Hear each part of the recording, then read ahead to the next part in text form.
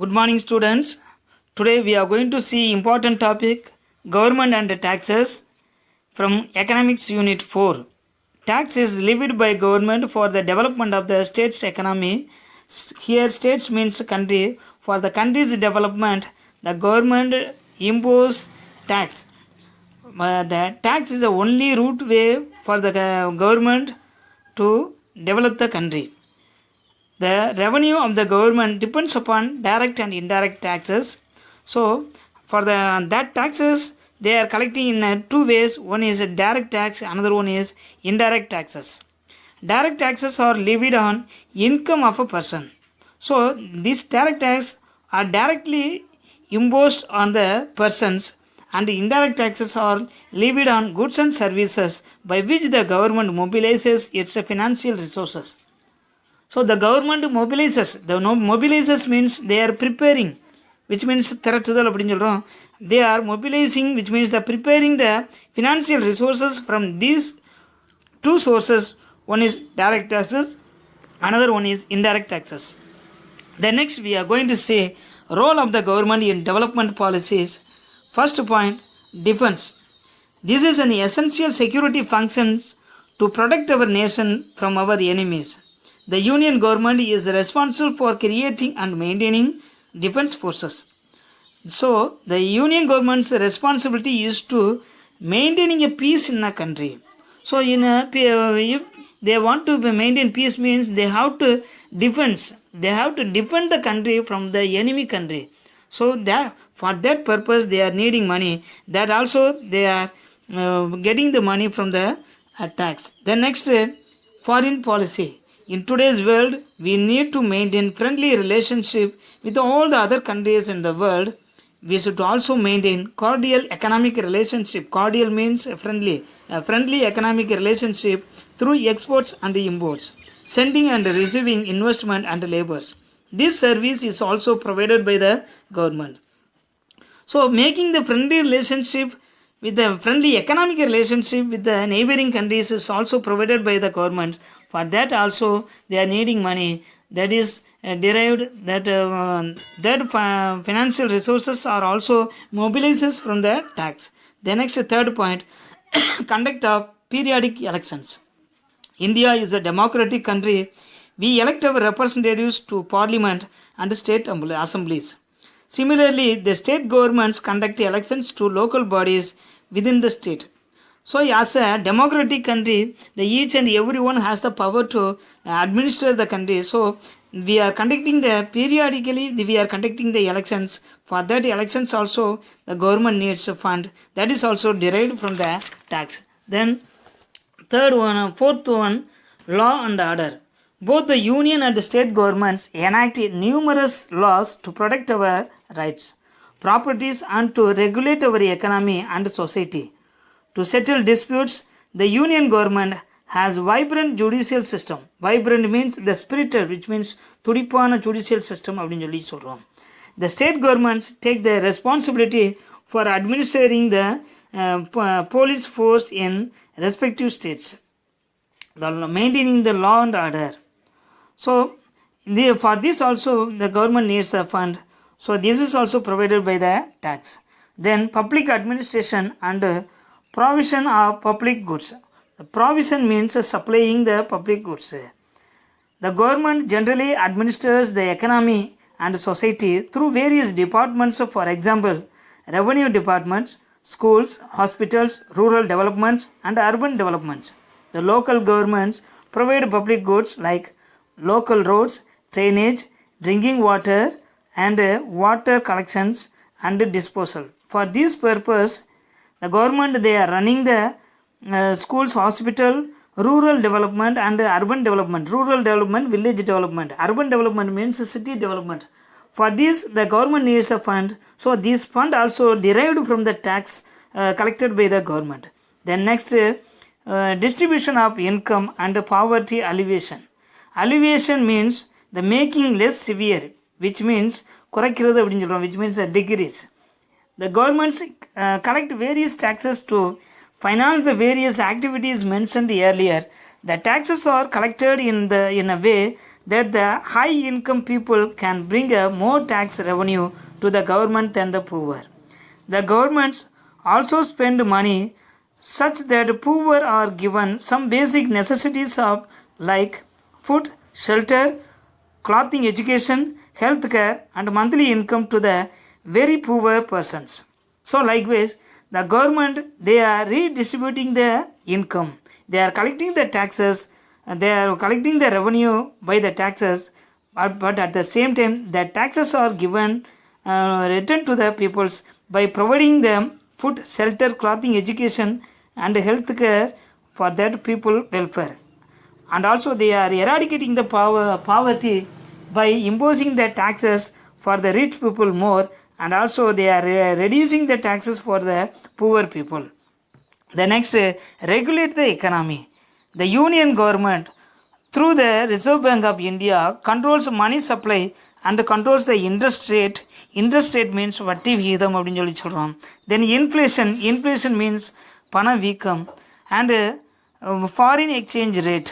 The main objectives is to remove too much of fluctuation. Fluctuation means rising and falling in these rates, which means ஏற்ற இறக்கம் அப்படின்னு சொல்லி சொல்கிறோம். The union also controls the economy through various other agencies such as Securities Exchange Board of India, which means இந்திய பங்கு மற்றும் பரிவர்த்தனை வாரியம் அப்படின்னு சொல்லி சொல்கிறோம். The next, Competition Commission of India.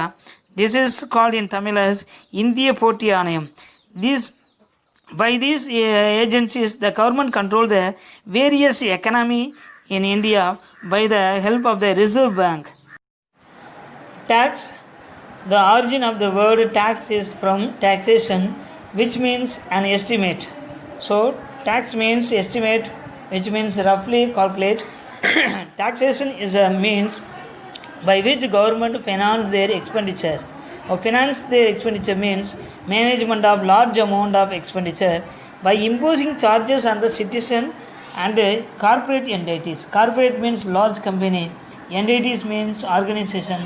So they are imposing the charges. That charges is known as tax. The main purpose of the taxation is to accumulate funds. Accumulate means collect the funds for the functioning of the government machinery. Government machinery means a system, which means administration. Tax has come into forefront on account of the new concept of welfare state. Forefront means leading. So leading to the welfare state, ஒரு நல அரசுக்கு அது வந்து காரணமாக இருக்குது. Taxes are compulsory payment to the government without expectation of direct return or benefits of the taxpayer. So a taxpayer, here taxpayer, வரி கட்டுறவங்க, they cannot any expectations from the government. நமக்கு டைரெக்டாக ஒரு லாபம் கிடைக்கும் அப்படின்னு மக்கள் வந்து எதிர்பார்க்க முடியாது. So without any expectation the people are paying the taxes. Professor Seligman also defined as tax as a compulsory contribution from the person to the government. So for the government, the citizens, they are compulsory, they are contributing their income, some of the amount from the income to defray the expenses. Defray means to meet the expenses incurred in the common interest. Incurred means undergoes, which means sustain in the common interest of all without reference to special benefits conferred. Special benefits means conferred means grant, which means special benefits. மானியம் அப்படின்னு சொல்லி சொல்கிறோம். So மானியத்துக்கு they are using that taxes. Why taxes? So இந்த மாதிரியான taxes-ஐ எதுக்காக collect பண்ணுறாங்க? The states and their functional equivalent throughout the history have used money provided by taxation to carry out many functions. So to carry out the many functions, government வந்து நிறைய செயல்பாடுகளை செய்கிறதுக்கு they are collecting the taxes, which what are that means? Some of these are include expenditures on economic infrastructure. Infrastructure means the basic physical facilities, which means transportation, sanitation means சுகாதாரம், public safety, education, healthcare system, to name a few, military, scientific research, culture and the arts, public works and public insurance, and the operation of the government itself. So to operation of the government itself also the tax is very needed one. The government's ability to raise the taxes is called a fiscal capacity. Fiscal capacity means nidithiran, which means how they want to, the government want to raise the taxes means, or they are want to collect the taxes means, that government should have the ability to collect the taxes from the peoples. When the expenditure exceeds tax revenue, a government accumulates debt. Accumulate means collect the debts. Debtsனா கடனாக வந்து பெறாங்க. A portion of the taxes may be used to service past debts. So the portion of the taxes, ஒரு பகுதியான டேக்ஸை வந்து they are used for the past debts. இதுக்கு முன்னால் இருந்த கடன்களை சமாளிக்கிறதுக்கு அதை யூஸ் பண்ணுறாங்க. Then government also uses taxes to fund welfare and public service. மிச்சம் இருக்க பணத்தை கவர்மெண்டோடைய வெல்ஃபேருக்கு, மக்களுடைய பணிக்காகவும் அதை யூஸ் பண்ணுறாங்க. These services can include education system, pension for the elderly people, then unemployment benefits and public transportation. Energy, water and water management system are also common public utilities. Do you know taxation in India has its root from the period of manuscript or Arthashastra. The present Indian tax system is based on the ancient tax system. Manuscript is based on the theory of maximum social welfare. So manuscript ஓட முக்கியமான aim என்ன அப்படின்னா social welfare, சமூக நலன்தான். According to this manuscript, the king should arrange the collection of taxes in such manner that the taxpayer did not feel the pinch of paying taxes.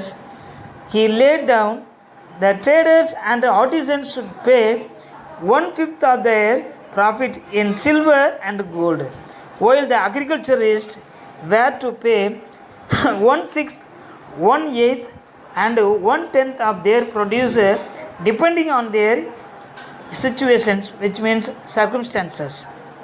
Do you know, in India, income tax was introduced for the first time in 1860 by Sir James Wilson in order to meet the losses sustained by the government. Losses means sustained means to strengthen the government. He introduced the tax collection on account of the mutiny of 1857. Tax system, canon of taxation. Canon means characteristics or qualities. Every type of tax has some advantages and some disadvantages. So we have a tax system that is a collection of variety of taxes. From Adam Smith, many economists have given the list of canon of taxation. Adam Smith first devised the principles or canon of taxation in 1776. It is important to recall those common among them for discussion here. First one, canon of equity, which means samatva vidhi. Since tax is a compulsory payment, all economists agree that equity is the cordial principles. Cordial means fundamental principles. So the equity is a fundamental principles in designing the tax system.